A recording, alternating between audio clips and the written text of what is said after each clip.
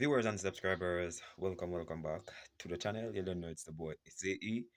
Bless upon yourself and thank you all for tuning into this one. Some peeps, what I really want to talk about in today's video, guys, is the West Indies going to face Zimbabwe in their first match of the Super 8, starting 8, I think 8:30 a.m. Jamaica time tomorrow.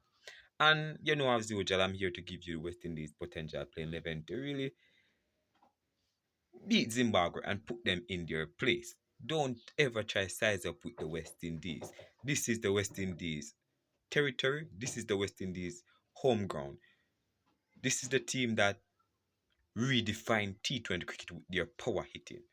Come on, man. Don't try to size up. I hear a lot of talking to people that Zimbabwe gonna beat West Indies and West Indies gonna cry and no. Calm down. The West Indies will win. As I predicted before, they're beating everybody in the group stage. No, I'm confident that they can beat Zimbabwe. But my peeps, I'm gonna give you a potential playing 11 now. Remember, leave yours in the comment section as well. But before we zoom into the details, please go ahead and hit that subscribe button and turn on the post notification bell to be the first alerted whenever a new video is uploaded. So, my peeps, the West Indies have been having a wonderful run so far of the T20 World Cup, and a lot of people, doubt have been proven wrong, expectation have been reached, and you know, I recently heard the CEO said that it's not surprised that the West Indies is being this dominant in the T20 World Cup because they already predicted it long ago. It's just the fruit of their labor coming to pass because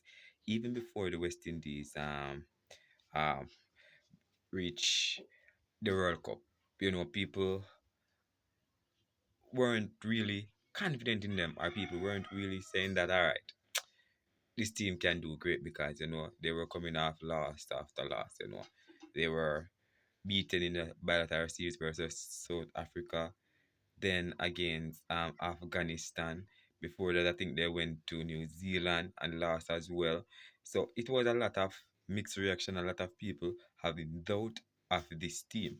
But they stick together, and I think they have finally found a perfect combination. To really try redefine West Indies cricket and create something new. You understand?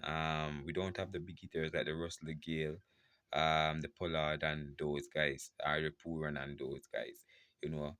But we still have quality players that can get the job done. So, as I said, I'm here to really just give you um the potential playing 11, right? So, last match we saw a team where, it was really good, but what I want now, I think I need um Romar Shepherd back in the team.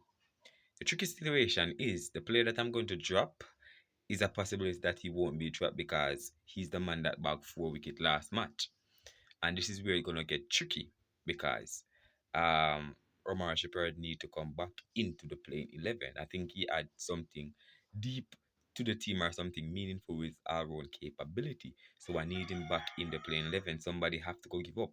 They might, the opening slot. Let's talk about the opening slot for a minute. Open slot, Brandon King and Shea Hope need to get the chemistry right. I think these two are two of the most quality players we have on display. I think it's time for them to get their act right in terms of Brandon King. I'm talking because Shea Hope has been picking up form and need Brandon King to come to the party now. We know what he's capable of and what he can do. So we need Brandon King and Shea Hope to give us a good partnership. Hetmeyer is batting at that number three. I think is the perfect for West Indies, similar to the Zimbabwe team. Ryan Burl, they promote him up to number three. So basically, it's the same tactic. A player that normally bat 7, 8, 4, 5 is put up to at that critical number three position, and I think it's really helping out West Indies cricket in a positive way.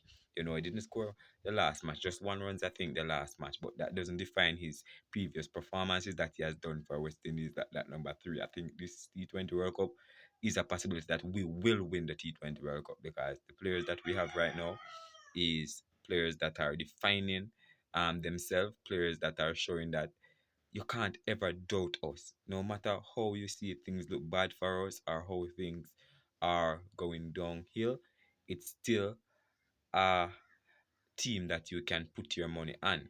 You understand? So Hitmaker is that number three that we're searching for a long while. So Hitmaker batting at that number three, four. I think they're gonna go back with Rastan Chase. To be honest with you, Rastan Chase is gonna keep back that number four position. He has done his part. Pretty doing pretty well with his off spin, guys, and his batting. He can hold our innings together. A little 24 will helpful. A lot of people kind of don't get it, but I think he adds something different to the team. I think that's what the team was lacking for a while. So that's it. So Rastan Chase at four. Five, I'm gonna go back with Sherfin or Rutherford. You know, they have using him down the order nowadays. It seems like if they're putting up other players like him and just batting him at number six, seven. But I'm gonna do Rutherford at that number five position because Chase will go at four, six. They're gonna go with Rovman Powell. A lot of people is not in positive reaction of Rovman Powell, but I personally think that his experience, his former leadership quality is still there, and it's just a matter of time for him to click and really demonstrate why he deserved to be in the team. So Rutherford at that number five is in superb touch. Six, I'm gonna go to Rovman Powell. So that's run out the top six, you understand? So Rovman Powell need to get his act together. He can come higher in the order as well. So he needs to get his act together. Then let's go down to number seven now, where I think that Jason Oler is the perfect number seven that West Indies have right now on display. We know Rutherford, we know Romar Shepherd can play that role as well. But the last 2 months I haven't seen Romar Shepherd in the playing 11. That's the reason why I'm trying to include him in this playing 11. But number seven, Jason Ola, number eight.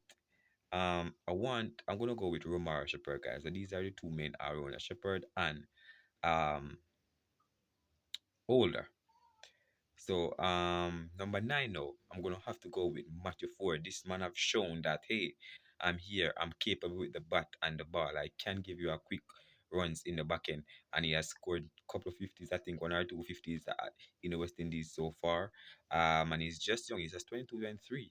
So you can see that he's a bright prospect future all rounder for the West Indies and one that West Indies can continue investing. He saw him did a little interview recently where he was like, he's somebody who always confident in himself and think that knows that he can do what he asks of. So number nine, Matthew Ford. Number 10, I'm gonna go with Akil Hussein. Akil Hussein gonna go at number 10 and Gulakish Moti at that number 11. I'm sorry, Shamar Joseph, you just don't make the cut this time around because if Shepard is coming back in, there's a possibility that Shamar Joseph will not play, or they might say swap all runner for all runner in terms of Matthew Ford out and Romar Shepard in because he can go that way and keep an extra fast bowler in Shamar Joseph because he bowled well in the last match. So it's pretty a headache, guys, in terms of the team that should be named, to be honest. But yeah, they still have quality players, man. Anybody take this field, I think is going to do well, and it's going to just bring out the flavor of the team. But my peeps, leave your honest thoughts in the comment section down below. Bless upon yourself and thank you all for tuning in. Look more.